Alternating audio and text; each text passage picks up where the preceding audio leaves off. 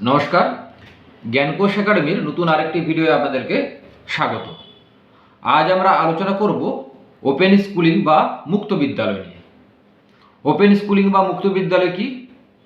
যেখানে অল্প সময়ে বা চাকরি করা অবস্থায় বা কর্মরত অবস্থায় পড়াশুনো সমানভাবে চালিয়ে যাওয়ার যে জায়গা, তাই হলো ওপেন স্কুল। এছাড়াও যারা পড়াশোনায় তুলনামূলকভাবে দুর্বল, তারাও কিন্তু এখান থেকে সহজে মাধ্যমিক বা উচ্চ মাধ্যমিক পরীক্ষা দিতে পারে।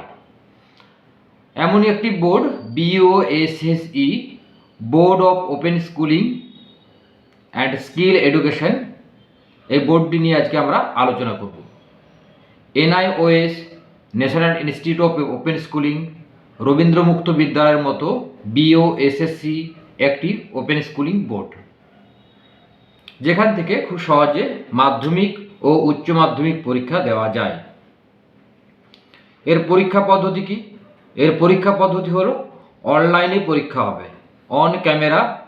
এবং বলে রাখা ভালো, আমাদের নিজস্ব স্টাডি সেন্টার রয়েছে। জ্ঞানকোষ একাডেমিতে বসেই কিন্তু স্টুডেন্ট চাইলে মাধ্যমিক বা উচ্চ মাধ্যমিক পরীক্ষা কিন্তু দিতে পারে।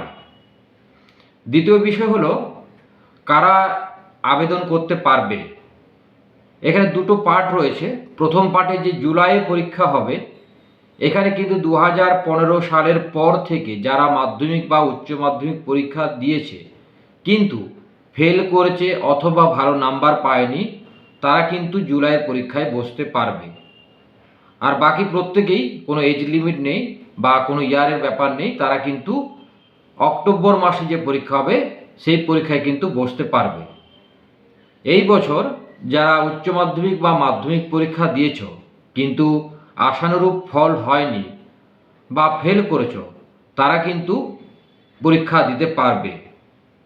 এক্ষেত্রে কেউ যদি মনে করে যে স্ট্রিম চেঞ্জ করবে, অর্থাৎ যে আমার সায়েন্স ছিল আমি আর্টস নেব, বা আমার আর্টস রয়েছে আমি সায়েন্স নেব, বা আমার কমার্স রয়েছে আমি সায়েন্স নেব, সেটাও কিন্তু করতে পারে। 1 নম্বর। 2 নম্বর কি, কেউ চাইলে পরে কিন্তু সাবজেক্ট ট্রান্সফার করতে পারে। সাবজেক্ট ট্রান্সফার কি? কোনো student physics, chemistry, biology, maths রয়েছে, দেখা গেল ফিজিক্স এবং কেমিস্ট্রিতে সে খুব ভালো নাম্বার পেয়েছে, কিন্তু বায়োলজি বা ম্যাথসে নাম্বার তুলনামূলকভাবে অনেকটাই কম হয়েছে, তাই সে শুধুমাত্র এই দুটো সাবজেক্টের উপর পরীক্ষা দিয়ে কিন্তু নাম্বার বাড়াতে পারে। পরবর্তী সময়ে ফিজিক্স এবং কেমিস্ট্রি সাবজেক্টে যে নাম্বারগুলি পেয়েছিল ভালো, সেই সাবজেক্টের নাম্বারগুলি কিন্তু নতুন যে বোর্ডের যে মার্কশিট হবে সেখানে কিন্তু ট্রান্সফার হয়ে যাবে। আর একটা কি, সাবজেক্ট চেঞ্জ।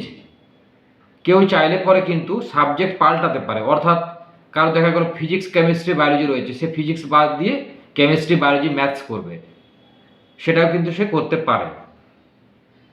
বিশেষ করে এই বছর যারা মাধ্যমিক পরীক্ষা দিয়েছো বা উচ্চ মাধ্যমিক পরীক্ষা দিয়েছো, recently West Bengal board CBSE ICSE পরীক্ষার রেজাল্ট বার হয়েছে, তো দেখা গেছে অনেকেই ভালো নাম্বার পায়নি বা অনেকেই ফেল করেছো, তাদের ক্ষেত্রে কিন্তু একটি দারুণ সুবর্ণ সুযোগ। কোনো ইয়ার ল্যাপস হবে না, কোনো বছর বাদ যাবে না, তারা কিন্তু জুলাই পরীক্ষা দেবে এবং সেপ্টেম্বর অক্টোবর মাসে কিন্তু তারা হাতে রেজাল্ট পেয়ে যাবে। ফলে কিন্তু তারা নতুন যে কোর্সগুলি রয়েছে সেখানে কিন্তু তারা কলেজ বা ইউনিভার্সিটির ক্ষেত্রে তারা কিন্তু অ্যাপ্লাই করতে পারবে। এরপর বলি গ্রহণযোগ্যতা। এই যে বোর্ড BOSSE, এই বোর্ড কি আদৌ সমস্ত ক্ষেত্রে কাজে লাগবে? প্রথমে বলি, BOSSE কিন্তু সমস্ত কাজের ক্ষেত্রে, সমস্ত পরীক্ষার ক্ষেত্রে কিন্তু এর গ্রহণযোগ্যতা রয়েছে। আমরা জানি West Bengal board of education বা হায়ার সেকেন্ডারি যে বোর্ড রয়েছে বা NIOS রয়েছে, রবীন্দ্রমুক্ত ওপেন স্কুল রয়েছে, তারা যেমন COBSE কপসের অ্যাফিলিয়েশন রয়েছে, একইভাবে কিন্তু BOSSE কিন্তু কপসের অ্যাফিলিয়েশন রয়েছে।